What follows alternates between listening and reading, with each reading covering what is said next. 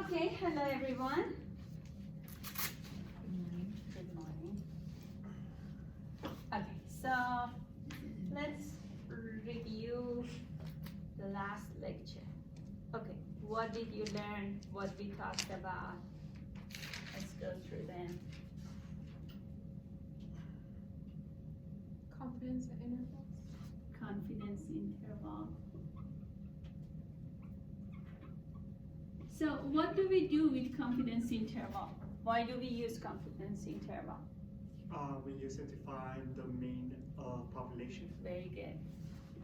To estimate the mean of population. Okay, so what do we use to do this? Standard deviation, Standard deviation, sample size mean, sample size, and what you said, sample size and? Mu. To find mu, we are talking about to find mu, we are using confidence interval. And now confidence interval needs some of these things. What are those? X bar. X bar. So what do we call X bar? the sample mean, Sample mean. And the Z star. Z star. What do we call this? It has a name. The critical value. So critical value. Z star is critical value, but this part, you're right, this part is margin of error. Correct? And then we have plus and minus in between them. Means we have a lower bound, we have a upper bound, and then lower bound is X bar minus margin of error, upper bound is plus margin of error, right?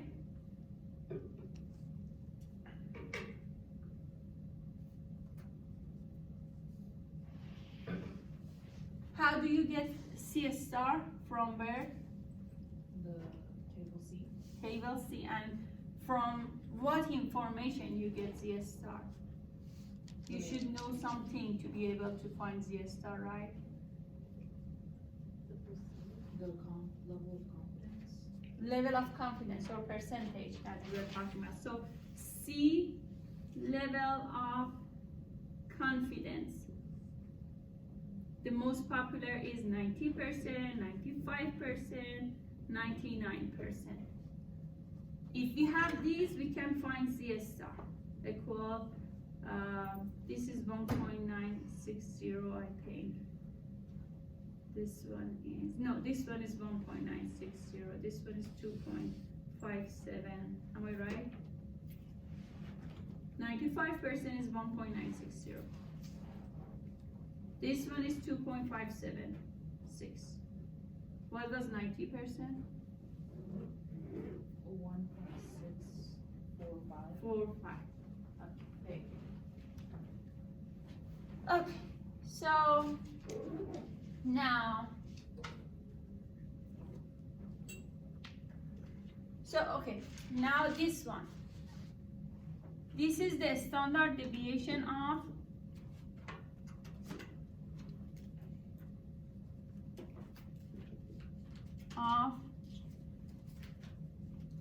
do you remember? sample, Sample mean, X bar, right? So sigma over square root of n is a standard deviation of X bar. Okay, so now today we want to talk about what kind of confidence interval is good. What kind of confidence interval gives us a more accurate result? What kind of confidence interval gives us more precise result? And what is the difference between precise and accuracy? So we have accurate confidence interval, and then we have another term, they say precise confidence interval. Okay, so before I begin this, tell me, what are the assumptions we need to use confidence interval method? It was on your form.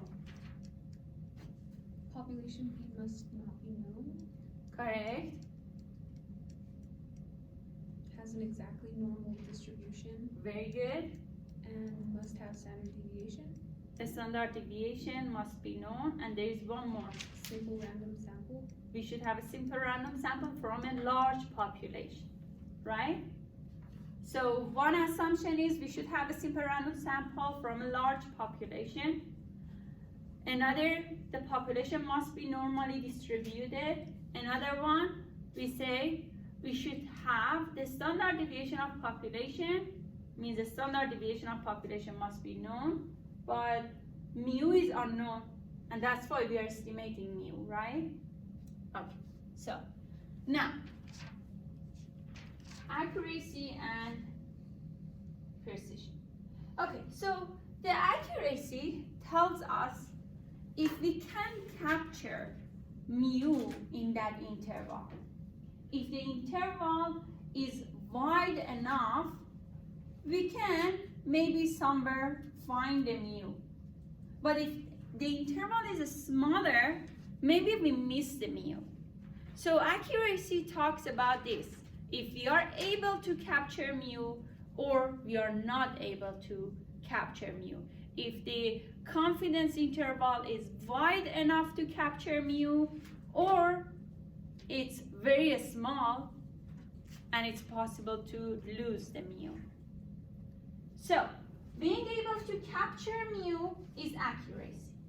It says the accuracy is defined in terms of whether or not the confidence interval contains the true mean parameter.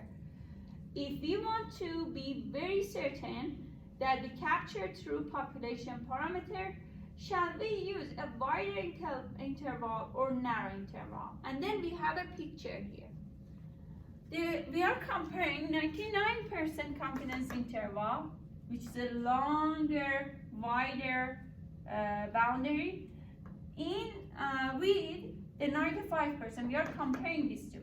This is much smaller, this is much wider. And then we can say mu can be somewhere between these two. And if we have a much wider interval, if mu was here, we could capture it, right? We have the mu in that interval. But the smaller interval would miss that, right? So it says if we have a higher level of confidence, 99%, we are sure we can capture mu. But if we have a 90% or 95%, we are not certain that we are capturing mu. So the wider interval gives us more accuracy. The smaller interval, less accuracy. More accuracy, wider interval. A smaller interval,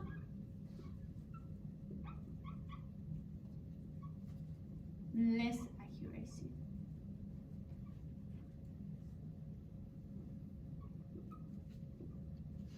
So now, if you want to have a wider interval, you should have a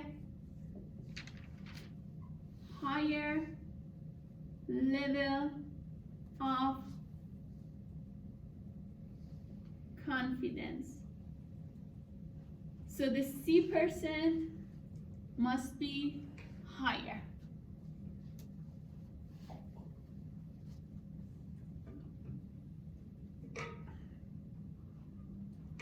The smaller interval, lower level of confidence, C. So C% is smaller, and this gives us less accuracy. higher level of confidence gives us more accuracy. It says thinking about this is the width of the area that captures the middle 95% or 99% of the distribution. The middle 99% will inevitably span a larger area, and hence the 99% confidence interval is going to be wider. Therefore, as we increase the confidence level, the width of the interval increases. Is that clear? Okay. So it says more accurate means a higher confidence level. So if we are saying that we want to increase accuracy, we also need to increase the confidence level. But this might somehow cost us something. So now in next slide, we will talk about why this is not good to have a high accuracy. Sometimes it's not good to have a high accuracy, because if you have a high accuracy, we will have a less precision. So what happens? It says suppose you are watching the weather forecast and you are told that the next day the low temperature is negative 20 Fahrenheit and the high temperature is 110 Fahrenheit. So there is a huge gap, right? Wide interval. So if you want to think, you're going to think, okay, so is that going to be cold, negative something, or it's going to be hot around 100? So there are many numbers in between to make a decision, right? To be sure that you can rely on this. So it says, is this accurate? Most likely yes, because the weather temperature will be somewhere in between. Definitely will be there, right? It says tomorrow's temperature is probably going to be somewhere between negative 20 and 110 Fahrenheit. However, is it informative, or in another word, is this precise? Well, we say no, because so what the weather is exactly? Is that going to be closer to 100, or we need to have a smaller interval, in another word, to make sure what the weather is, you know, to be able to catch the average temperature and say, okay, it's around this much.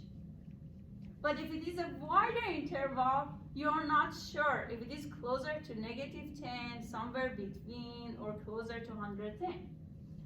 So it says not really. It's nearly impossible to figure out what to wear tomorrow according to this information. So it's not informative, right? It's not precise. It's accurate.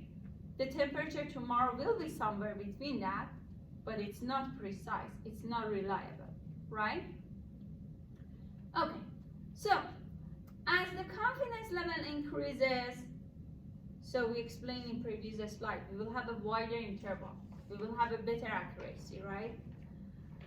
The width of the confidence interval increases as well, which then increase the accuracy. However, the precision will go down. Now, what is precision?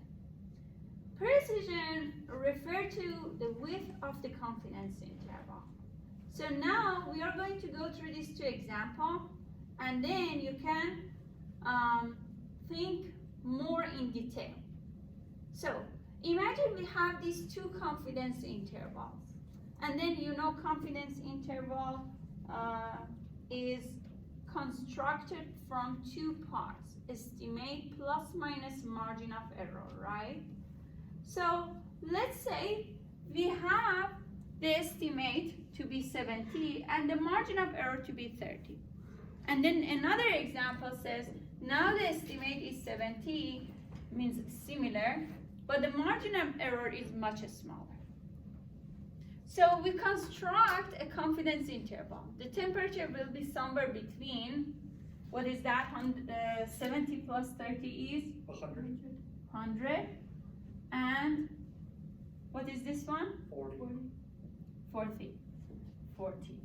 And then here, what is the minimum temperature? 60. 7. 7, and 73. So now look at these two. Compare these two intervals for the temperature, tomorrow's temperature. Which one is more reliable? Second one, right? You can say, okay, it's either 68, 69, 70, 71. You have less choices, and you know some of these will be the temperature, and they are very close to each other, right? But here you have a wider interval. Correct? Okay, so as you mentioned, this is better, right? Because this is more precise. Because this one is a smaller interval. Even though it's less accurate, maybe we miss the temperature tomorrow there, but at least we can rely on this number, right? And the temperature will be somewhere, something that you can make a decision what to wear. So this one is less precise.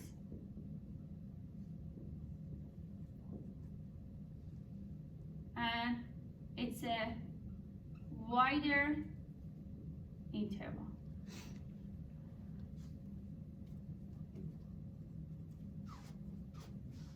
More accurate. Less accurate.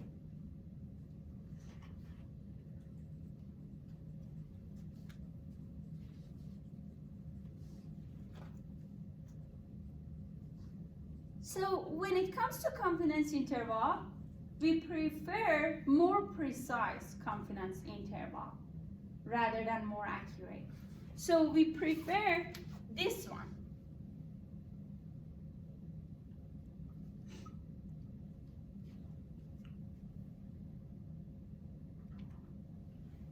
You agree to, right? So here now, we know that the preferred confidence interval that I'm showing with CI is a narrower confidence interval or smaller, right? And then now we want to see what's the characteristic of narrower confidence interval in compared to the wider interval. So what was the huge difference between these two that you can easily catch? The margin of error. Margin of error, right? So the top part had a higher margin of error, but the bottom part had a smaller margin of error. So the bottom confidence interval is more preferred, has a narrower confidence interval. So we make this conclusion that a narrower confidence interval needs to have a smaller what? Margin of error. Margin of error. Correct?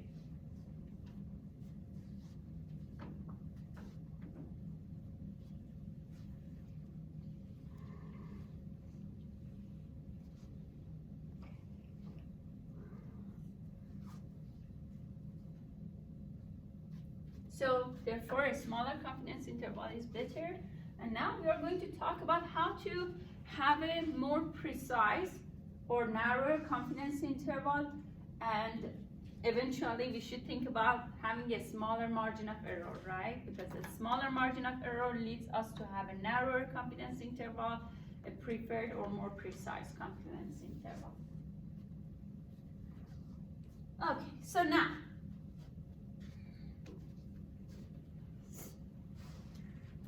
now how do we get a smaller margin of error? Okay, so I'm going to write down more preferred CI is the more precise CI. It's a narrower confidence interval, needs smaller margin of error. Now, margin of error. Formula says Z star multiply sigma divided by square root of N. So now here we are going to use some math relationship. So in this formula, if you want to have a smaller margin of error, means if you want to decrease the margin of error,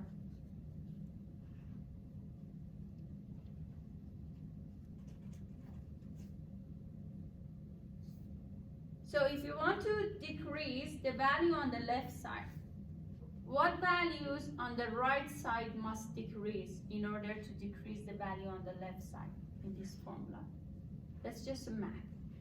So you should remember this one is proportional to which values here and not proportional to which value here on the right side.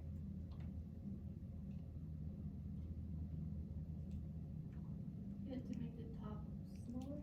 Smaller, right? Decrease on the population. Actually, the top part decreases. The bottom part must increase.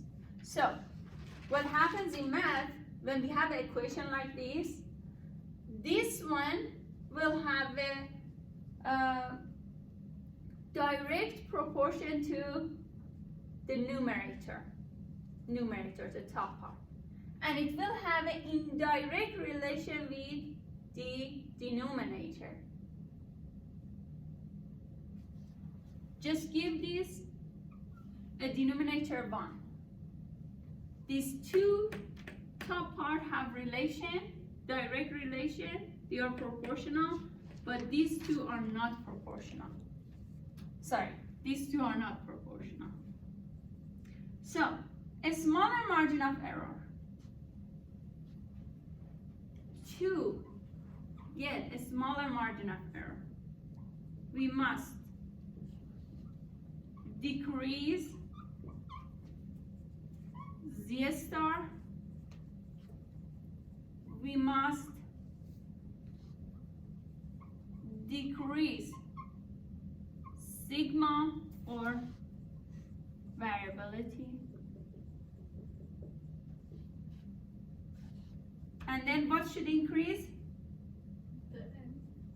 Increase sample size.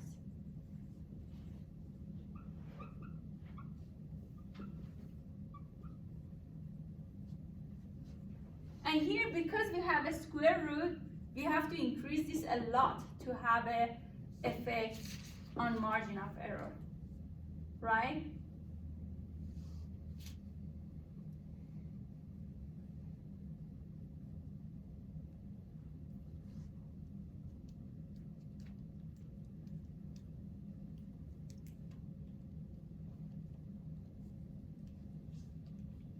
So now, do you get this? Is that clear right now?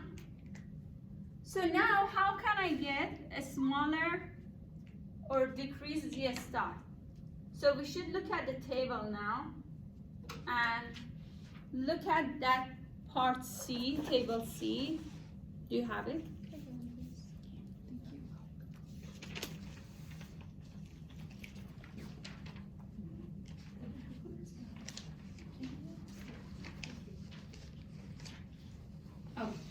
So, look at table C and tell me how can we decrease Z star? Increase the confidence level. Increase the confidence level? Decrease. Decrease the confidence level? Correct, everyone? Do you understand? So, to decrease Z star, we must decrease C or confidence level.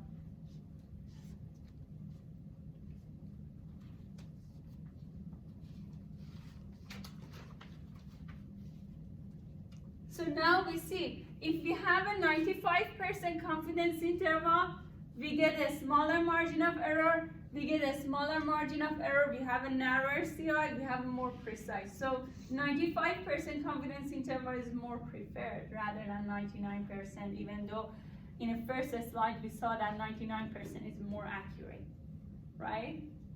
But now we understand that actually 95% is more precise and more preferred, right? Do you get that? Do you understand all of this? Okay, so these are the way leads us to smaller margin of error, eventually narrower confidence interval, and more precise confidence interval. Okay, so very good. Do you have any questions so far? Everything is fine here? Okay, so now, from right now, we are going to solve different problems, most of them from your homework. So if you pay attention here, if you understand whatever we are doing here, you are able to solve your homework problem, because you have some tricky questions on your homework for chapter 16. And if you are able to understand whatever we are talking about today, at least you can come back and to these questions and how we solved it to be able to, solve your homework question. Okay? Okay, so the first question is this.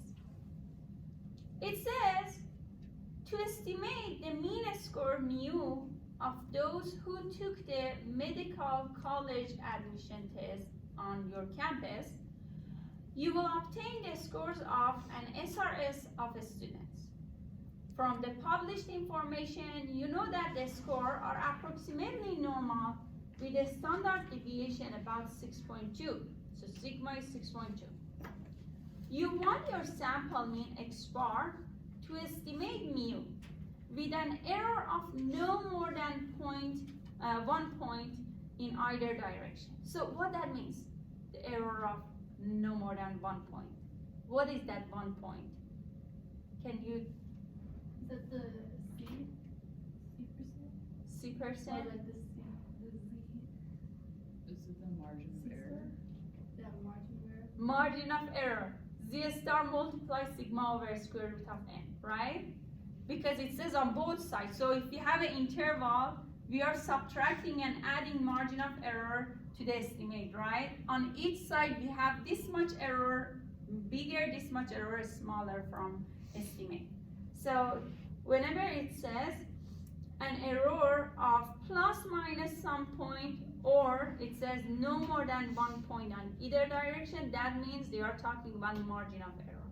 So that 1 is margin of error. So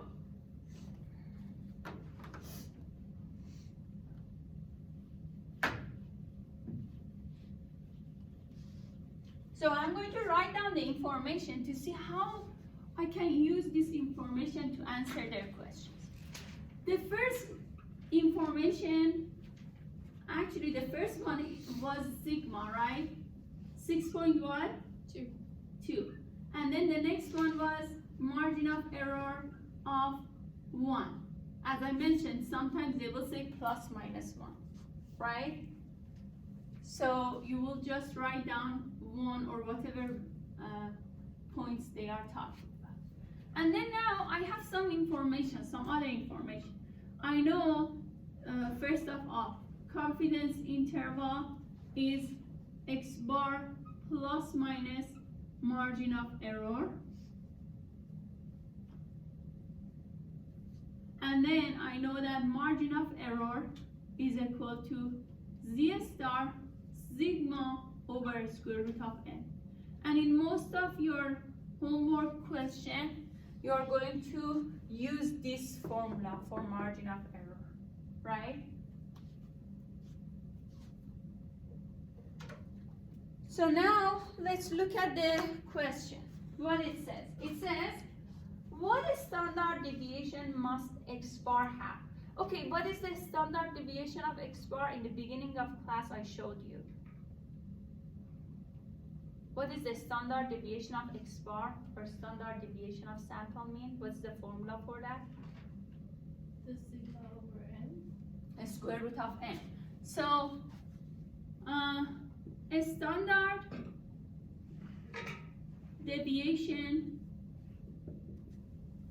of x bar is sigma over square root of n. And we know this from chapter 15 when we were talking about the average of sample. We were talking about the distribution of sample mean. So we talked about this in chapter 15. Okay, so it says, what a standard deviation must x bar have? So we should find sigma over square root of n, right?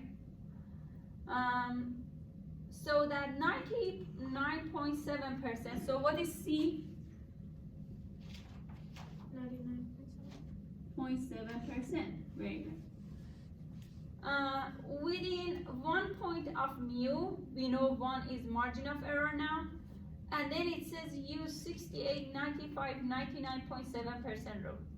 Okay, so remember, last time I told you, if it says use 68, 95, 99.7% rule, we know that, what is the Z star for this one? 95. For 68%, what is the Z star? That's the coefficient of sigma. 1. And then what is the Z star for 95%? 2. What is the Z star for 99.7%? 3. Okay. So now C is 99.7% based on this rule. Z star is 3, right? So based on this, now we know that Z star is 3.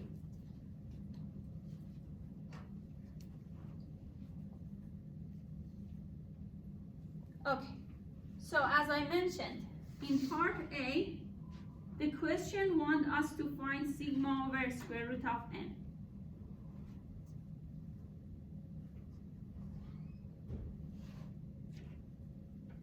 Information we have. We have Z star equal 3. We have margin of error equal 1. We have formula for margin of error, Z star sigma over square root of n.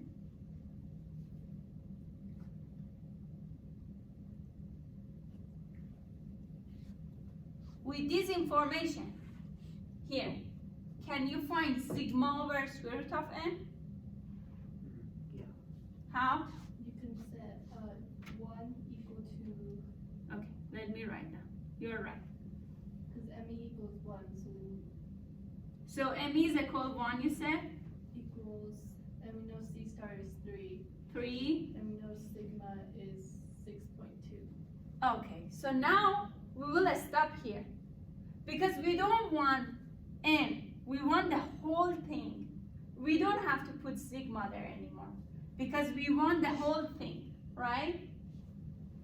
So it's enough for us to just calculate the whole thing, sigma over square root of n. We don't have to specifically find anything inside this. We just want the whole thing. So how do I find sigma over square root of n? Divide both sides by 3. And this is our answer. Very good. Oh. That's it. Sigma over square root of n is 1 over 3 or 0.33 something, right?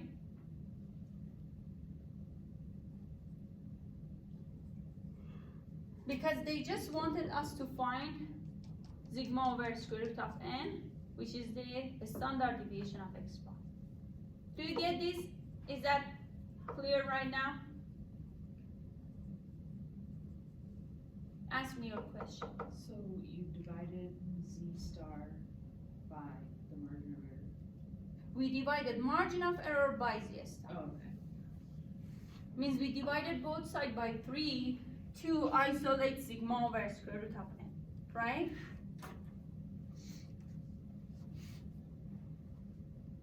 Is that correct? Everything is good? Okay, so write down a step by step whatever I did. So when you are working on your homework, you know exactly what we did. Okay, so I even wrote down a hint here. It says, I said, using rule 689599.7 will provide us with an approximate z star, which we found here, right? And now we have z star. And we use formula for margin of error to find a standard deviation for sample mean. And then I wrote down the hint that you should find sigma over square root of n, right? Which is standard deviation of mean. Okay, so now this step it says how large an SRS do you need? What that means, how large an SRS do we need? What do we need to calculate here? Sample size, right? Sample size. We should calculate n. So now what we do?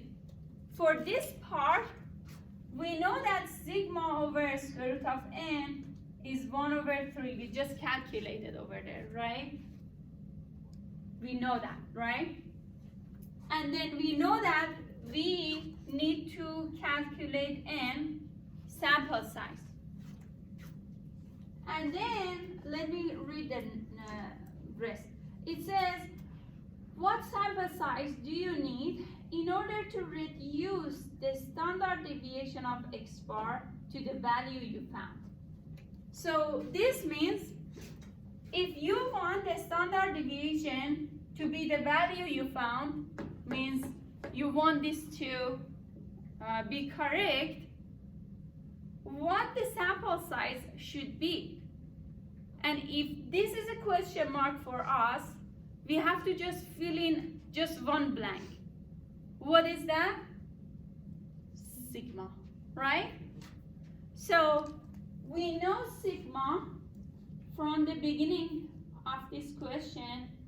Sigma was, now here what you were talking about, 6.2. Now we put sigma here to find n.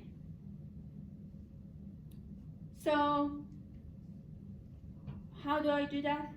I should isolate the square root of n. How?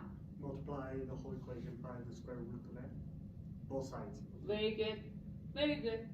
If we multiply both sides by a square root of n, I will have a square root of n divided by 3 equals 6.2. Well, if you're multiplying, you wouldn't have n divided by 3. You would have, oh wait, yeah, because it's a 1/3. I see. Yeah, so this goes on numerator, right? But still we have another step because we are isolating a square root of n, right? But we still don't have a square root of n alone. We still have 3. So now Multiply 3 on both sides. both sides, very good.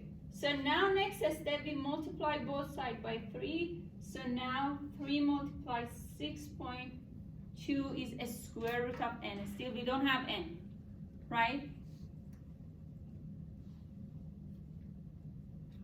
So now from here a square root of n is equal to 18.6. 18.6. Oh, Would it be Right. easier if you multiply, you did to the power of 1/2, Power of 1/2. so then you'd have n by itself, like just n and not square root of n? Okay, think about that more. You are on the right path. I know what you are trying to do. You are going to get rid of a square root, right? But to get rid of a square root, you have to power both sides by the second? 2. Just Just 2, right? So if you have a square root of 5 equal 2, or let me write down 3, to get rid of this square root, you are going to do this. So what happens here, this power 2 will cancel this square root 2. 5 comes out equal 9 actually. I forgot x. Something like this. You should power both sides by, don't forget the x. Otherwise it doesn't make sense. It will become 5 equal 9. So if you have 3x on this side, 5 under radical, you will have 5 equal 9x squared. Otherwise it would be 5 equal 9. Now 5 is not equal 9, right? Are you not supposed to solve for n in that equation? This one? Yeah. Or is it n squared? This is n squared. Now we have to power both sides by 2. Right? Was that the one what you asked? Yeah, I was just wondering. Yeah, we have to continue this. Okay. We have to continue and write down n is equal 18.6 power 2. Right? I was gonna ask, cause I kinda got confused with that, would it be okay if we like cross multiply like 3 times 6.2 right away? Exactly. That's the same. Right? So you cross multiply these two, you will have a square root of n. You cross multiply these two, you will have 3 multiply 6.2. Okay. And you have this, right? And then in that case, you would have 1 multiply this, 3 multiply this, right? And then we got rid of 1, right? Yeah. That's correct. And then now, because we wanted n, we have to get rid of radical. How to get rid of radical? Because this is a square root, sorry. We have to power both sides to 2. Okay, so now what is the sample size? 346. 46 what? Is there any decimal after that? It's 345.96. It says me ran to the nearest whole number. That is correct. So I wanted to point out this. What happens here, yeah, you said this is 346, which is correct because you rounded this, right? But I wanted to mention something else too. If even it was 345.31, you had to round it up. Even though it's not above 5 here, but you still must round it up. Doesn't matter if you have even 0.57, even though it's 0 and you are not supposed to round up, but in case of sample size, whatever after decimal we have, we must always round the sample size up, like one more sample. Because imagine if it is above, what is the SRS of what? A student. Imagine if you have 345.96 a student, it's not possible. You have to round it up. If it is 345.057 a student, you still have to add another student to round it up. So when we talk about sample size, we always round up. Doesn't matter what number we have after decimal. So this is a point in statistical analysis and especially finding the sample size. We must round the sample size up, no matter what we have after this. Okay, so how was that? I mean, I know some of the step requires math. Here we needed math to, cross multiply or isolate the what we wanted, and then here we had to actually follow more math here. We had to cross multiply. We had to get rid of radical here, right? And then another step here, you should remember that the sample size always must be rounded up. So in your homework also, if you are calculating sample size and accidentally you don't round it up, and then Achieve will not accept your what's that answer. So you have to remember, oh, the sample size. You must round it up if you have a decimal after that. Okay? Okay, do you have any question? Everything is clear with this question? Okay. So now, the next one. Are you done with the previous one? You don't have any question? Sure? Okay. So, read this until I clean this and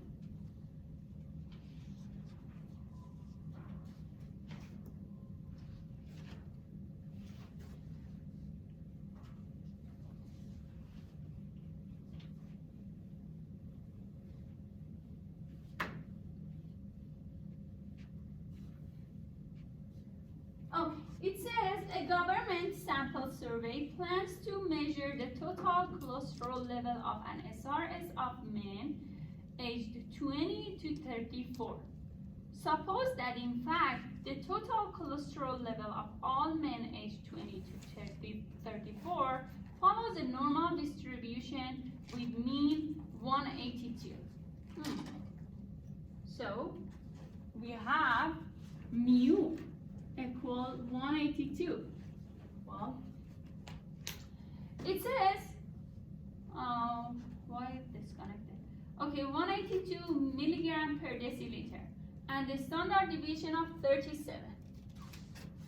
Sigma equal 3.7 or 37? 37. 37. Use table A to answer the question when necessary. It says choose an SRS of 100 men. So what is the sample size? 100. 100.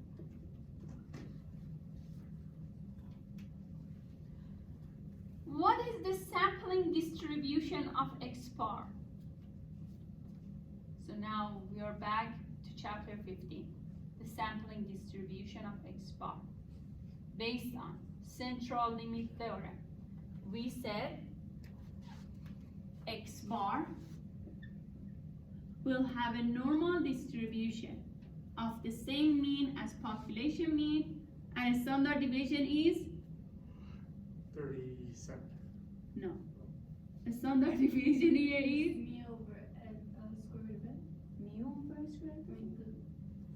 Sigma. Sigma over a square root of n. And then next step we are going to use the number you said and calculate this. So how we calculate this?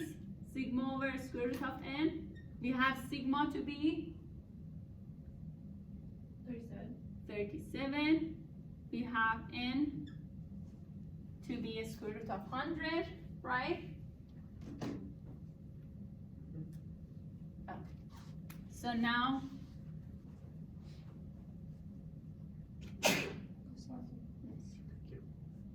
so I think this is 3.7.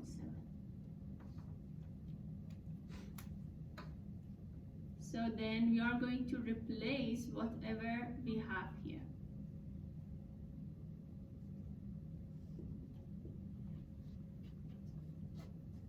And instead of mu, I should write down 182. 2. Right. So the whole thing here is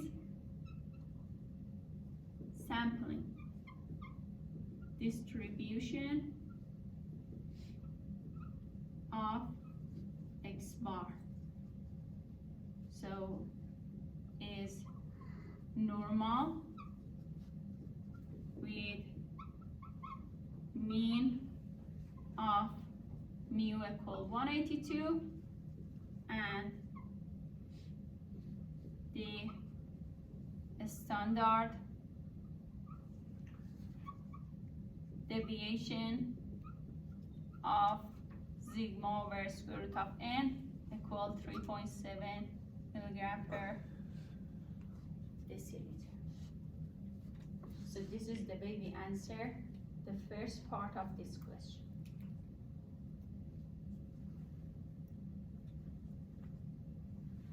So the sampling distribution of X bar is normal with a mean equal to mean of population and the standard deviation of sigma over square root of n. Good? So this part is a review of what we learned before in chapter 15. Any question?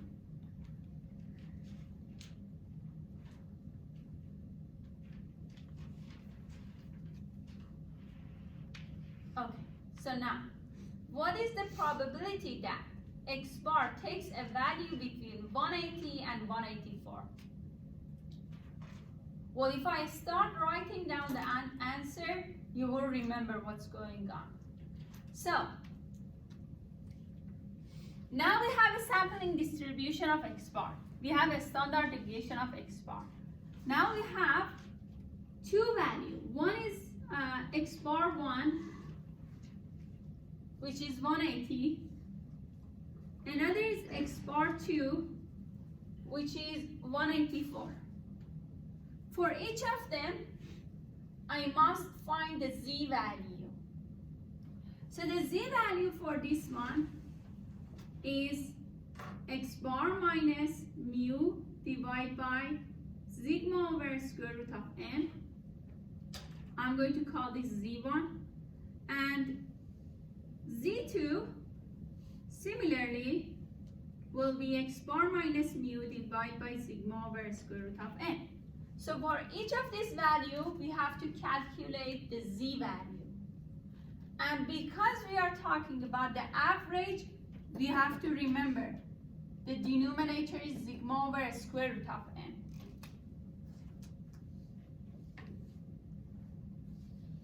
Okay, so for the first one, X bar is 180, mu is 182. Am I right? A standard deviation of X bar we calculated to be 3.7, right? And then here we have 184 minus 182 divided by 3.7. For each of them, we should calculate the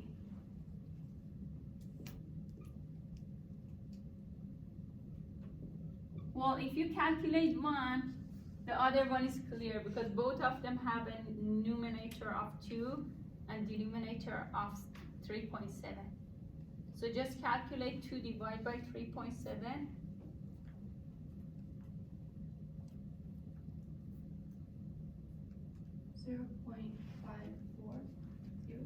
So this one becomes negative 0.5 what? 40, and then it just has the 1 on top. Continues. Oh, 1, like this. No, like over the whole thing. On Oh. my calculator, it has This like, is repeating. yeah. Okay, so that's fine. We can keep it like that and get rid of 0. And then this one is the positive of this.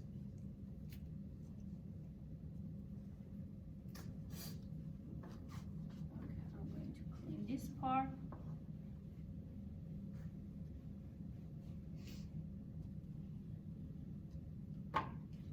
Okay, so now I'm going to draw a graph. So the first step, we used to find the Z value, and then we used to draw a graph to shade the area that they are talking about, and then we would subtract or do something to find the area. So if 0 is in the middle, negative 0.54 is here, positive 0.54 is here, and then what area they are talking about?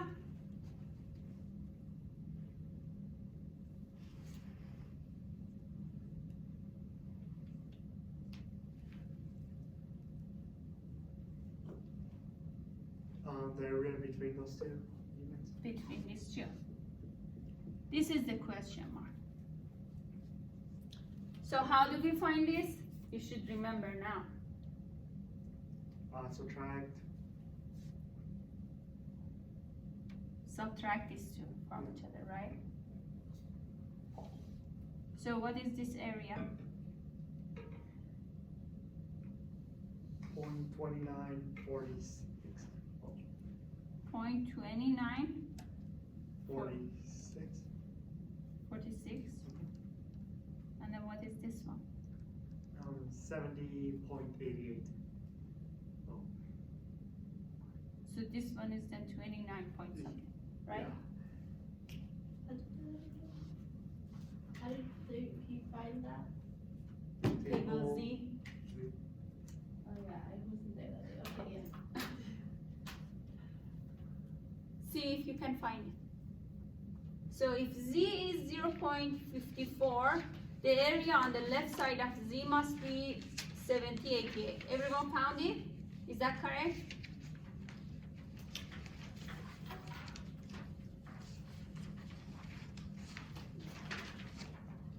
So you're going to look at the positive Z now and then go to the negative Z.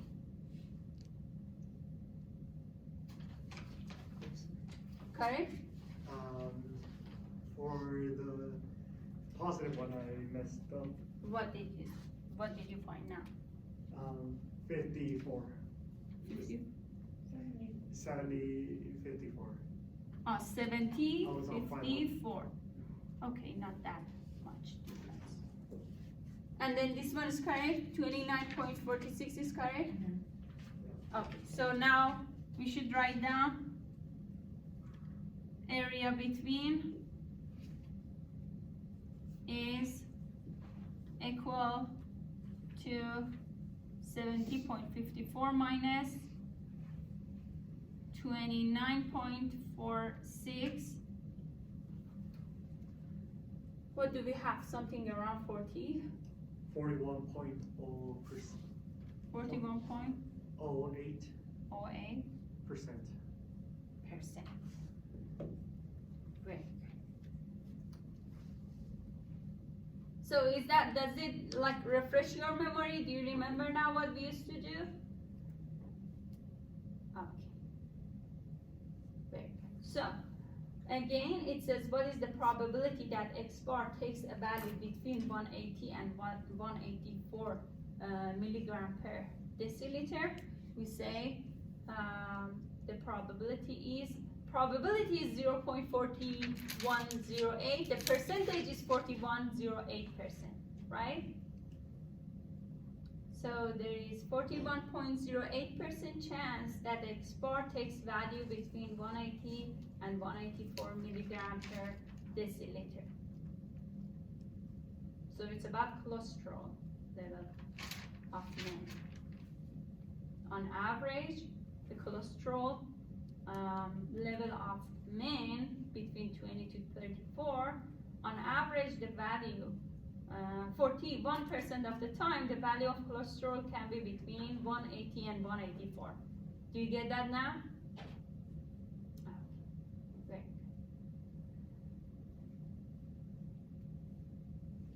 Okay, let me know if we should move forward.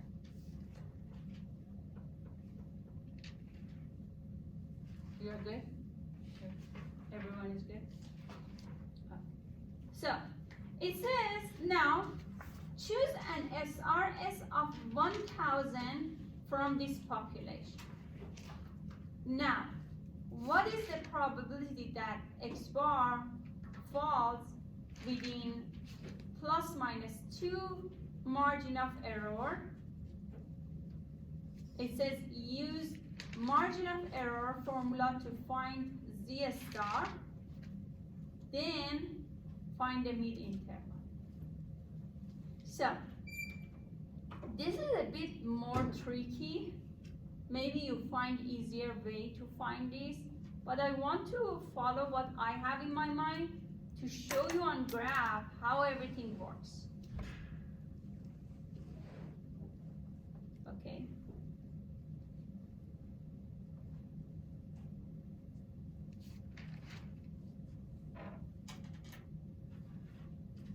So we are going to use margin of error formula.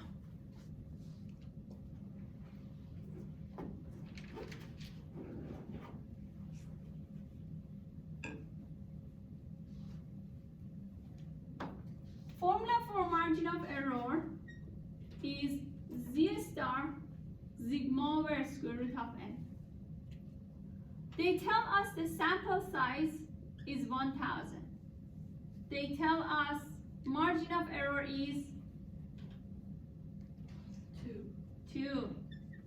Do you see that? So we have margin of error 2. We have sample size 1000. And what else do we have? We have sigma also, right? We have sigma equals 37. So I'm going to use this formula. I'm going to replace margin of error. We don't have z star. I have sigma. I have a square root of n, right? So from here, can you tell me what is the z star?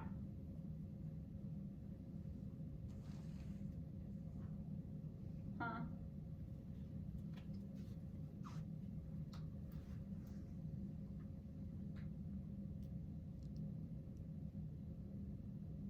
If you do the math, like 37 divided by the square root of 1000. Oh, you want to calculate that first? Yeah, and then you could divide 2 by that. Okay, tell me what is that?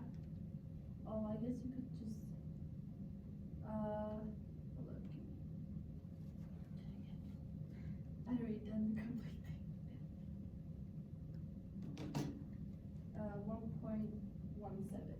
1.17.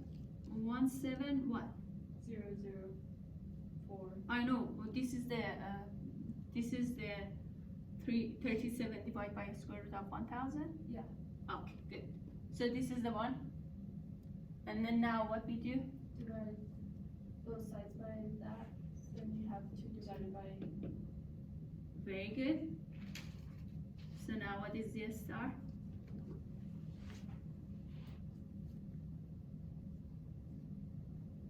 1.71. Very good.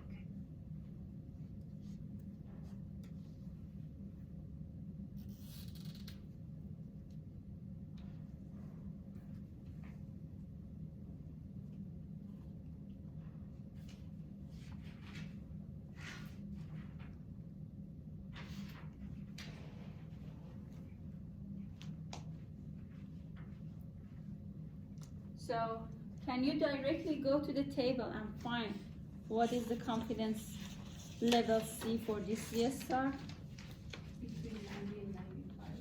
Between 90 and 95. Between 90 and 95.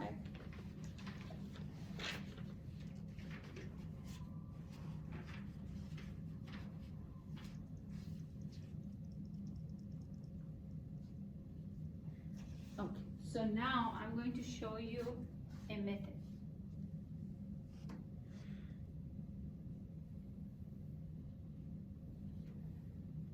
Okay, so we know confidence interval is the area in between, right? Somewhere like this, right? Between negative z star and positive z star.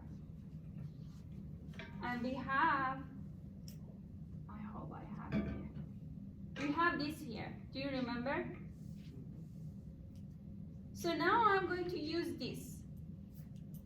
Use the z star on this x-axis to find the area between this z star and this z star.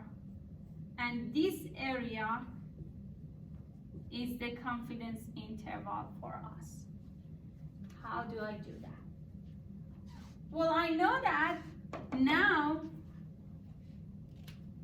the z star is 1.71. And I know that here is negative 1.71. Right? I just replaced z star. Right? I know that if I go to table A For negative z, for positive z, I can find the area on the left side of this one. I can find the area on the left side of this one, right?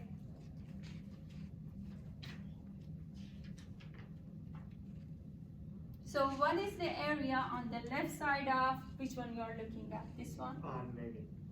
Negative? Okay, so what is that? Oops. 0.0436. 0.0436. 0.0436. Correct, everyone? We found it? What is the positive one? 0.9564. 0.9564. Everyone? Yes. Okay. Correct. So now, how do I find the confidence interval, which is the area in between? Subtract the negative. This area from this area, right? Then area on the left side of negative z from the area from the left side of positive z. Yeah. So it will be 0.9564 minus 0.0436. So what is the CI?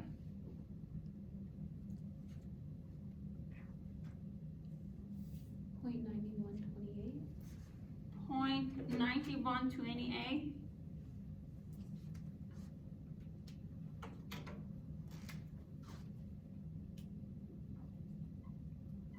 Correct, everyone?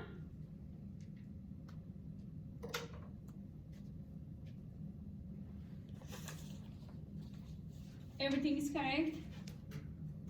So let's go back to so remember, this was the picture that I used to replace z. And then now I'm going to go back to the question itself. Okay, so now, again I'm reading that. Choose an SRS of 1,000 men from this population. Now, what is the probability that X falls within the positive, negative 2 margin of error, right? So we found the Z star, and now we found the probability in between. Now I'm just trying to check to see. Okay, do you remember you told me based on this table, she said the Z star 1.71, look at this. She said the Z star of 1.71 is not there, but we know it's between 2 values, right? And those 2 values have a confidence level of 90% to 95%, right? So what did we find? 91.28%. Correct, right? So we are correct. Correct? Oh, great. Okay, so I think that's enough for today. It was very heavy problem solving. Okay, so as I mentioned, these 2 questions specifically, they are from your homework. So you go back to your homework, try to solve those homework and see if you can use this knowledge to answer those questions. And then next time, again, we are continuing to solve more questions, review from chapter 15, because your final exam will be from chapter 15:3, so you have to remember all of these. So we are going to review again before we move forward to the next chapter. Okay? Do you have any question? Our final exam, is it covering all the chapters or just the last one? These 2 chapters and like chapter 15 and 3 from the past, and I think chapter 12 also, because that's important. It's a probability chapter. And then chapter 16, which is what we are learning, and chapter 17 that we are going to learn on next Thursday. So next Tuesday, we are going to continue solving problems, okay? Before move to the next one. Okay, any question? No? Okay, I will let you go. Take care of yourself. Exam 4 is our final. Final.